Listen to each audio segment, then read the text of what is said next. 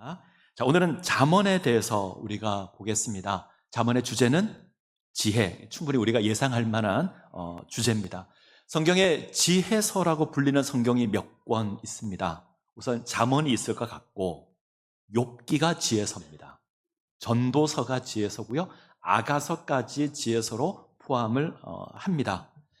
성경에는 율법만 있지 않고 어떤 예언이나 가르침만 있지 않습니다. 하나님의 백성이 살아간 삶의 이야기가 성경에 가득히 있습니다. 하나님께서는 이 삶을 위해서 지혜를 허락해 주십니다. 이 지혜를 이야기하는 성경이 지혜서, 우리가 욥기, 잠언, 전도, 아가, 그리고 시편에 등장하는 교훈시 몇 편까지 우리가 지혜로 이해할 수 있습니다.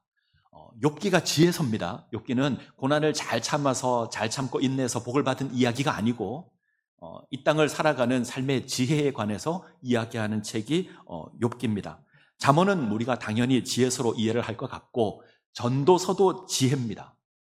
전도서 시작은 이렇게 돼요.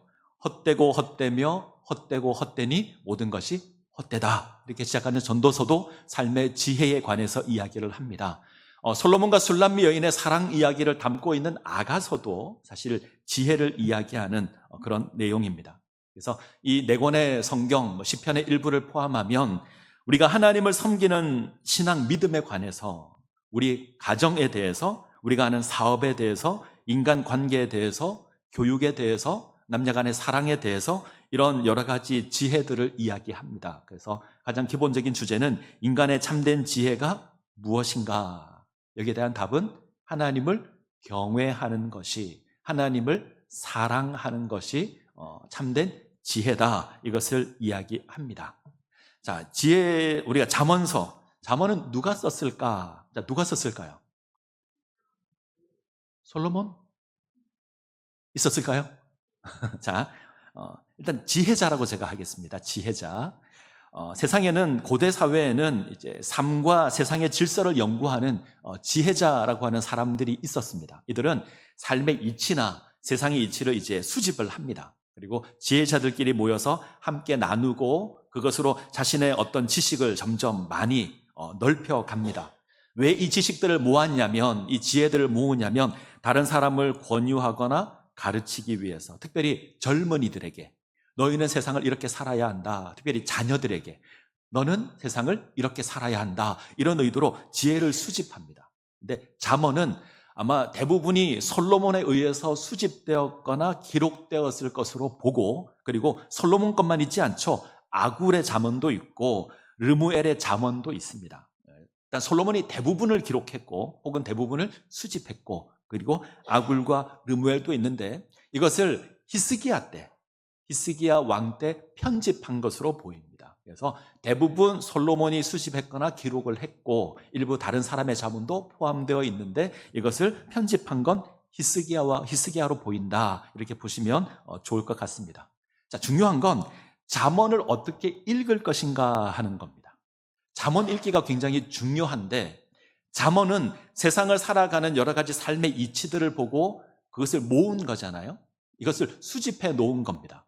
이 내용이 하나님을 경외하는 것이 삶의 지혜다라고 이야기하고 하나님을 경외하는 것으로 나아가기에 성경에 포함되어 있는데, 다르게 표현하면 율법이나 예언과 같은 절대적인 말씀으로 우리가 이해하면 안 됩니다. 예를 들어 살인하지 말라, 나 외에 다른 신을 두지 말라, 이런 하나님의 명령과 동급으로 이해하면 조금 어려움이 있습니다.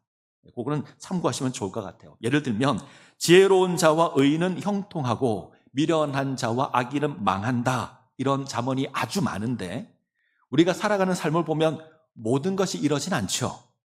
지혜로운 자가 고난을 당할 수도 있고, 어쩌면 답답해 보이는 인생이 잘 나갈 때도 있고 딱 맞지는 않은 것 같습니다. 그리고 네가 그를 채찍으로 때리면 그의 영혼을 수월에서 구원하리라. 이거 자녀들을 향한 잠언인데, 매를 들어서 훈계하라, 이것을 보고 그래, 애는 매로 다스려야 돼, 이러고 패기 시작하면 큰일 날 겁니다.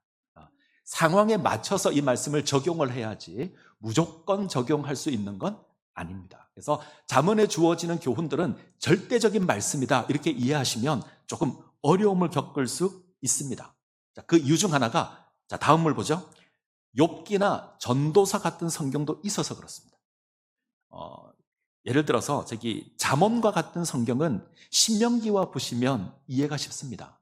신명기는 하나님 말씀에 순종하라, 하나님 외에 다른 신을 섬기면 안 된다, 이런 교훈들이 가득한데 잠언과 비슷해요. 그래서 신명기적 성격을 가지고 있는 지혜서가 잠언입니다. 그런데 욥기나 전도서는 조금 다릅니다. 욥기와 전도서를 보게 되면 잠언과 잘 안 맞아 보입니다. 그래서 사람들은 반신명기적이다, 욥기와 전도서가. 그래서 예를 들어 욥기는 아무 죄를 짓지 않았는데 고난을 당합니다. 전도서는요, 헛되고 헛되며 헛되고 헛되니 모든 것이 헛되다, 인생이 다 헛되다고 이야기합니다. 잠언과는 좀 달라요. 자, 욥기를 한번 볼까요? 욥기는 이해할 수 없는 고난이 있다. 세상 사람들은 인과응보라고 하는, 혹은 행위화복이라고 하는 지혜를 가지고 삽니다. 내가 착하게 살고 의롭게 살면 하나님이 복을 줄 것이다. 반대로 죄를 짓고 악을 행하면 하나님이 벌을 내릴 거다. 이 지혜를 가지고 삽니다. 근데 욥이 고난을 당해요. 이 지혜로 욥을 보게 되면 어떻게 되는 거죠? 욥은 죄를 지었어요. 보통 죄를 지은 게 아니죠. 모든 재산이 하루에 다 날아가고 모든 자녀가 하루에 다 죽습니다. 엄청나게 큰 죄를 지은 거예요. 그래서 욥의 세 친구가 끊임없이 이야기하는 건 네가 죄를 지어서 네가 벌을 받는다. 근데 욥은요, 죄를 지은 적이 없어요. 그래서 욥은 끊임없이 하나님께 따집니다. 나는 내가 왜 고난을 당하는지 모르겠다. 나는 고난 당할 만한 죄를 지은 적이 없다. 나의 문제에 대한 답은 하나님께서 아신다. 하나님만이 이 문제의 답을 아신다. 그래서 끊임없이 하나님께 묻는 게 욥기입니다. 이건 잠언에다 비교를 하게 되면 안 맞습니다. 잠언은요, 의롭게 살면 복을 받고 죄를 지으면 벌을 받는다가 잠언이에요. 욥기와 잠언은 잘 안 맞죠. 그런데 이 욥기의 주제는요, 하나님만이 모든 인생의 문제를 아신다 때문에 하나님을 경외하는 것이 지혜다. 이 욥기예요. 그래서 자, 욥기 28장 28절. 자, 같이 읽겠습니다. 시작. 또 사람에게 말씀하셨도다. 보라, 주를 경외함이 지혜요, 악을 떠남이 명철이니라. 이게 욥기 주제입니다. 욥기 28장을 보면 지혜의 장인데 사람이 모든 것을 다 찾아낼 수 있습니다. 땅속 깊숙이 있는 광물도, 땅속 깊숙이 있는 보석도 사람은 기가 막히게 찾아냅니다. 그런데 사람이 못 찾는 게 있는데 지혜를 못 찾습니다. 지혜는 하나님만 찾습니다. 그래서 우리 인생에 주어진 모든 일을 다 이해할 수 없습니다. 왜 이런 일이 일어나는지, 왜 이런 고통이 일어나는지 우리는 확인할 방법이 없지만 아는 분이 계신데 하나님이십니다. 그래서 내리는 결론이 주를 경외함이 지혜고 악을 떠남이 명철이다. 하나님을 경외함이 지혜다. 욥기의 주제입니다. 이해가 되셨죠? 우리가 욥기는 한번 했어요. 집에 가셔서 자료를 한번 보시면 좋을 것 같습니다. 자, 이제 전도서를 볼까요? 전도서. 인생의 모든 것이 헛되다. 헛되고 헛되며 헛되고 헛되니 모든 것이 헛되다. 이게 전도서입니다. 인생의 모든 것을 다 누려보았다라고 이야기하는 사람이 내가 인생을 살아보니 다 헛되더라. 두 가지 주제가 있습니다. 아주 유명한 문구인데 메멘토 모리라는 게 있습니다. 이 말은 죽음을 생각하라. 네가 인생을 막 살지 말고 나에게 죽는 날이 있다. 이 죽음을 생각하고 인생을 살아야 한다. 죽을 때가 있다. 기억하고 살아가라. 이 하나가 주제가 있고요. 또 하나는 카르페 디엠이라는 주제가 있습니다. 지금을 즐겨라. 또 표현을 조금 바꾸면 지금을 잡아라. 이런 뜻인데 지금 살아가는 이 순간이 가장 중요하다. 모든 것이 헛되니 이 순간을 기쁨과 즐거움으로 살아가라. 이런 뜻의 표현입니다. 이 메멘토 모리와 카르페 디엠이 전도서의 주제입니다. 톨스토이가 이렇게 물었습니다. 여러분들이 한번 답을 해보시죠. 여러분들의 인생에 가장 중요했던 때는 언제입니까? 내가 살아온 인생에 가장 중요했던 때. 또 하나, 가장 중요한 사람은 누구죠?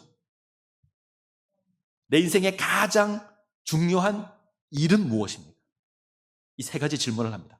가장 중요했던 때, 가장 중요한 사람, 가장 중요한 일.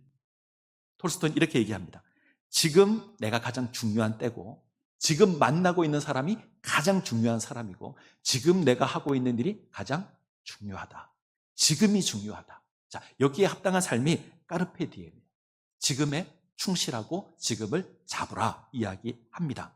자, 이 모든 것이 헛되고 헛되며 헛되고 헛되니 모든 것이 헛되다. 이렇게 시작한 잠언의 주제가 잠언 12장을 가면 창조주 하나님을 기억하라 이렇게 나오고요.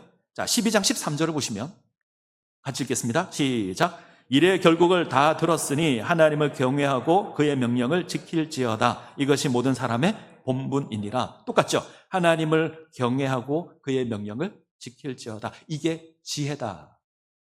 자, 서로 성격은 다르지만 이야기하는 게 같죠?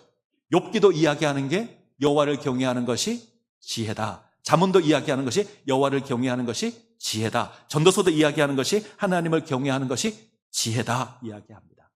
그래서 다시 잠언으로 돌아가면 욥기와 전도서 같은 성경도 있다. 이게 잠언의 내용과 잘 안 맞게 보일 수도 있다. 그러니 이걸 아주 절대적인 것으로 이해할 수는 없다. 이렇게 생각하시면 좋을 것 같고요. 자, 세 번째.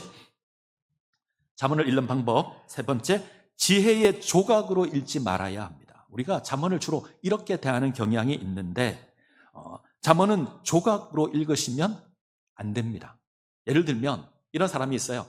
잠언을 딱 펴놓고 하루에 아침에 일어나서 잠언을 읽는데 잠언의 한 단락만 딱 읽고 갑니다. 오늘은 이 교훈을 내가 지켜야지.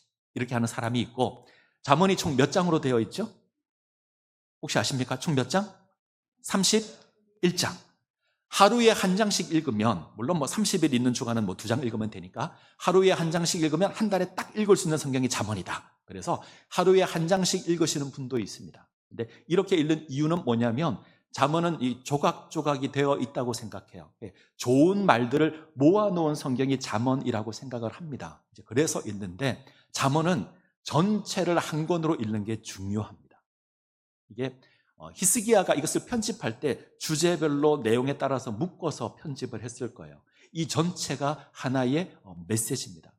단편으로 조각으로 읽어도 유익하지만 전체를 다 읽고 이해하는 게 중요합니다. 그래서 오늘은 이 잠언의 전체 메시지가 뭘까 이 부분을 한번 우리가 고민했으면 좋겠습니다. 자, 오늘 두 번째 주제는 잠언의 주제는 뭔가 하는 건데 우리가 읽었죠? 잠언의 서문 1장 1절부터 7절을 보시면 이렇게 할 수 있습니다. 어리석은 자를 슬기롭게 하고 젊은 자에게 지식과 근신함을 주기 위한 것이다. 자, 여러분들 같은 책자를 받으셨잖아요. 3페이지 보시면 3페이지 잠언의 주제는 무엇인가 둘째 줄에 보시면 젊은 자에게 지식과 근심함을 주게 되는데 근심이 아니고 근신이에요. 고치세요. 근심을 주는 게 아니고 근신하게 하는 겁니다. 내가 확인해 드렸어요. 근심이라고 하면 큰일 납니다. 자, 어리석은 자를 슬기롭게 하고 지혜로운 자에게 지식을 주고 삶에 대해서 고민하게 만드는 책이 잠언입니다. 그래서 지혜를 주는 책이다 이해하시면 좋을 것 같고요. 이 잠언의 주제가 뭘까? 잠언의 주제는 우리 인생의 성공이 사람의 이 땅의 지혜를 쫓는 게 아니라 하나님을 경외하는 데 있다. 이것이 잠언의 기본적인 주제입니다. 세상에 많은 지혜가 있죠. 세상이 이야기하는 여러 가지 훌륭한 지혜가 있습니다. 그 지혜들은 나를 따르면 성공할 거다 이야기를 합니다. 세상에 많은 자기 개발서들이 있습니다.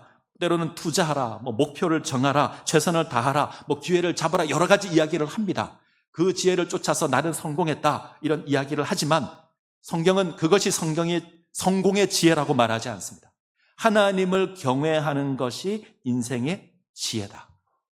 여호와를 경외하는 것이 지혜이고 이것이 우리 삶의 성공의 열쇠다. 그래서 하나님을 경외하는 것이 지혜다. 이 이야기를 합니다. 하나님을 경외하는 것이 지혜다라는 말이 잠언에 총 3번 나옵니다. 앞부분에 한 번, 맨 뒤에 한 번, 가운데 한 번, 3번 나옵니다. 한번 찾아보죠. 잠언 1장 7절. 자, 같이 읽습니다. 시작. 여호와를 경외하는 것이 지식의 근본이거늘 미련한 자는 지혜와 훈계를 멸시하느니라. 처음에 나오는 부분이고, 자, 중간에 9장 10절. 자, 시작. 여호와를 경외하는 것이 지혜의 근본이요 거룩하신 자를 아는 것이 명철이니라. 자, 마지막 31장 30절. 시작. 고운 것도 거짓되고 아름다운 것도 헛되나 여호와를 경외하는 여자는 칭찬을 받을 것이라. 하나님을 경외한다 이 내용이 잠언에 3번 나옵니다. 이 3번을 중심으로 해서 잠언이 이루어져 있다. 이렇게 이해하시면 좋을 것 같고요. 자, 잠언의 주제 중 또 하나가 잠언 8장입니다. 잠언 8장을 지혜의 장 이렇게 부릅니다. 지혜를 인격체로 묘사합니다. 화면 띄워주세요. 잠언 8장 지혜의 장. 그래서 지혜를 마치 인격체로 이게 히브리어 원문을 보게 되면 지혜가 여성입니다. 그래서 마치 하나님의 딸 이런 개념으로 등장을 하는데 잠언 8장의 지혜, 이 지혜가 세상도 창조해요. 세상도 운행합니다. 그래서 만학자들은 이 지혜가 예수 그리스도를 의미한다. 그래서 구약에 나타낸 예수님의 모습, 신약은 말씀으로 나타나잖아요. 구약에서는 지혜로 나타난다. 그래서 8장에 나와 있는 건 예수님을 의미한다. 자, 성경을 보겠습니다. 8장 35절에서 36절. 8장 35, 36 같이 읽습니다. 대저 나를 얻는 자는 생명을 얻고 여호와께 은총을 얻을 것임이니라. 그러나 나를 잃는 자는 자기 영혼을 해하는 자라. 나를 미워하는 자는 사망을 사랑하느니라. 이 나라는 자리에 지혜를 놓고 해석하는데 예수님을 넣어도 말이 아주 자연스럽게 되죠. 그죠? 대저 예수님을 얻는 자는 생명을 얻고 여호와께 은총을 얻을 것임이니라. 그러나 예수님을 잃는 자는 자기 영혼을 해하는 자라. 예수님을 미워하는 자는 사망을 사랑하느니라. 그래서 이 잠언 8장에 나와 있는 잠언의 가장 중심된 장이라 이야기하는데 지혜를 인격화해서 표현하고 있고 이 인격화된 이 지혜는 예수님을 의미한다 이렇게 생각하고요. 여러분들이 잠언을 읽으시면 잠언이 좀 쉽게 이해가 되실 겁니다. 이제 구성을 한번 보죠. 잠언은 어떻게 구성되어 있는가? 크게 조각을 내면 1장부터 9장까지 한 단락, 10장부터 31장까지 한 단락, 두 단락입니다. 10장부터 31장까지가 여러 가지 삶의 지혜가 담겨 있습니다. 잔뜩 있고요. 1장부터 9장까지는 이것을 위한 서론이라고 생각하시면 됩니다. 그래서 1장부터 9장을 보면 두 여인이 나옵니다. 어리석은 여인, 지혜로운 여인. 8장에 나오는 지혜, 여성형이니까 참 여인 이렇게 이해해도 좋을 것 같아요. 그래서 어리석은 여인이 있고 지혜로운 여인이 있는데 어리석은 여인도 사람을 유혹합니다. 지혜로운 여인은 자기를 받아들이라고 여러 가지로 소리치고 외칩니다. 그래서 둘 중 하나를 선택해야 되는 것처럼 기록되어 있습니다. 두 가지 길이 있죠. 어리석은 길이 있고 지혜로운 길이 있고 우리는 둘 가운데 하나를 선택해야 합니다. 이 선택에 관한 내용이 1장부터 9장 그리고 10장부터 31장까지를 보게 되면 여러 가지 삶의 지혜들이 이제 담겨 있습니다. 물론 이 속에는 솔로몬의 잠언도 있고 아굴의 잠언도 있고 이렇게 있습니다. 그리고 결론부에 가면 현숙한 여인이 등장을 하죠. 현숙한 여인은 1장부터 9장에 나오는 이 참 지혜로운 여인의 말을 들은 사람이 이렇게 세워진다 이렇게 생각하시면 좋을 것 같아요. 그래서 현숙한 여인이 참 지혜를 가지고 있는 삶의 모습을 보여주는 것이다 이렇게 생각하면 좋을 것 같습니다. 자, 잠언 9장 10절을 보시게 되면 우리 아까 읽었습니다. 다음 화면요. 여호와를 경외하는 것이 지혜의 근본이다. 9장 10절이 나오죠. 이것을 기준으로 앞쪽에 방금 말씀드린 것처럼 두 여인의 초대가 있습니다. 어리석은 여인이 초대를 하고 지혜로운 여인이 초대를 합니다. 세상 지혜가 우리를 부르고 하나님의 지혜가 우리를 부릅니다. 우리가 무엇을 선택하느냐에 따라서 삶의 방향이 바뀌게 될 겁니다. 우리가 어리석은 여인의 말을 듣고 쫓아간다면 망할 겁니다. 지혜로운 여인의 소리를 듣고 움직인다면 우리는 온전한 모습으로 세워지게 될 겁니다. 근데 그 지혜로운 여인의 고백이 여호와를 경외하는 것이 지혜의 근본이다. 이렇게 고백을 하는 겁니다. 어렵지 않으시죠? 자, 그 다음을 볼까요? 솔로몬의 잠언, 왕의 잠언 이렇게 부르는데 10장부터 22장까지가 솔로몬의 잠언입니다. 근데 솔로몬의 잠언의 특징은 반의적 평행법. 자, 평행법은 뭐냐면 시편에 많이 나옵니다. 똑같은 내용인데 표현을 다르게 하는 거예요. 그래서 앞쪽에서는 하늘 이야기하고 아래쪽에는 궁창 이야기를 한다든가 이런 식으로 같은 내용인데 표현을 바꾸는 건데 반의적 평행법은 내용도 반대로 바뀌는 거예요. 그래서 예를 들면 손을 게으르게 놀리는 자가 가난하게 되고 반대로 손이 부지런한 자는 부하게 된다. 이런 식의 잠언들이 계속 나옵니다. 이해가 굉장히 쉽죠? 재물이 많지만 싸우는 것보다 가난하지만 화목한 게 좋다. 이런 식의 잠언들이 많이 나와요. 그래서 대부분의 솔로몬의 잠언은 이런 형태로 이루어져 있다. 근데 앞서 우리가 한번 확인한 게 있죠. 이게 절대적인 규칙은 아니다. 이게 잠언이 오랜 인류의 역사를 통해서 쌓여온 지혜를 모은 겁니다. 그러니까 대체적으로 이렇게 주어진다라고 하는 법칙을 가져온 것이지 반드시 그러하다 이렇게 말할 수는 없습니다. 아까 말씀드린 것처럼 욥기도 있고 전도서도 있고 이게 조금 다를 수 있다. 그래서 반 르우웬이라는 사람이 이렇게 고백을 했습니다. 제가 문항을 약간 이제 번역해서 갖고 왔는데 천천히 읽어보죠. 반 르우웬의 글 제가 읽겠습니다. 일반적으로 지혜자들은 비록 덕이 삶의 질이나 부유함을 보장해 주지 않는다고 하여도 지혜롭고 의로운 행동이 반드시 인생을 더 낫고 부유하게 만든다는 사실을 믿었다. 무슨 말이냐면 우리가 가지고 있는 착하게 살면 복을 받고 나쁘게 살면 벌을 받는다라고 하는 이 지혜가 완전히 우리 삶을 보장해 주지는 않지만 그래도 대체로 그것이 맞다고 믿는다 이런 뜻이에요. 반대로 불의와 게으름이 대체로 부정적인 결과를 가지고 온다는 것도 확신했다. 우리는 기본적으로 이런 규칙을 먼저 익혀야 한다. 왜냐하면 예외적인 상황이 발생한다면 일단 이 규칙을 깨달은 다음에 그것을 깨달아야 하기 때문이다. 인간의 지혜에는 분명 한계가 있다. 일반적인 것은 구별이 가능하겠지만 많은 사건들은 불공평하고 비이성적이고 이해가 불가능하다. 이해가 되시죠? 기본적으로 우리가 지녀야 될 자세는 뭐죠? 하나님을 믿으면 복을 받는다. 하나님의 말씀에 순종하고 의로운 삶을 살아가면 하나님께서 우리를 형통하게 하실 것이다. 기본적인 법칙입니다. 반대로 하나님을 거역하면 벌을 받는다. 기본적인 이 원칙을 가지고 있되 때때로 우리가 이해할 수 없는 사건도 있다. 이것에 대해서는 우리가 하나님께 답을 구해야 한다. 우리가 모든 것을 다 알 수는 없다. 이해가 되셨죠? 자, 이 자세를 가지는 게 굉장히 중요합니다. 이걸 가지지 않으면 욥기랑 잠언이 욥기랑 전도서가 아주 이해하기 어려워집니다. 자, 다음 잠언 26장. 26장을 좀 특별해서 제가 가지고 왔는데 말과 관련된 잠언입니다. 이때 말은 어리석은 말을 하는 그 말이 아니고요. 이때 등장하는 잠언 26장 앞부분을 보시면 미련한 자가 계속 나옵니다. 미련한 자가 계속 나오는데 이때 미련한 자는 나는 지혜롭다고 생각하는 자, 내가 잠언을 가지고 있다고, 내가 삶의 지혜를 가지고 있다고 말하는 자, 실제로 굉장히 똑똑한 사람이에요. 근데 왜 어리석다고 말하냐면 이것을 가지고 말을 하고 자랑을 하는데 삶에 나타나질 않아요. 이해가 되시죠? 지혜는 가지고 있습니다. 가지고 있는데 말만 하는 거예요. 이것을 행하지를 않습니다. 성경은 이것을 미련한 자라고 합니다.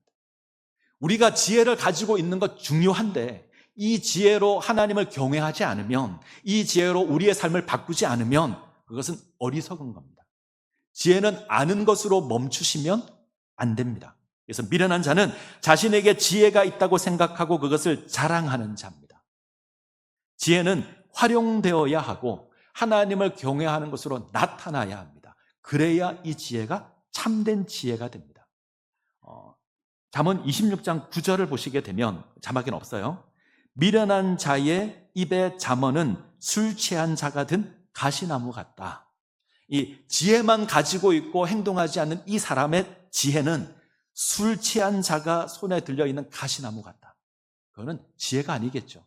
해를 끼치는 거겠죠. 그래서 지혜를 가지는 것 아주 중요합니다.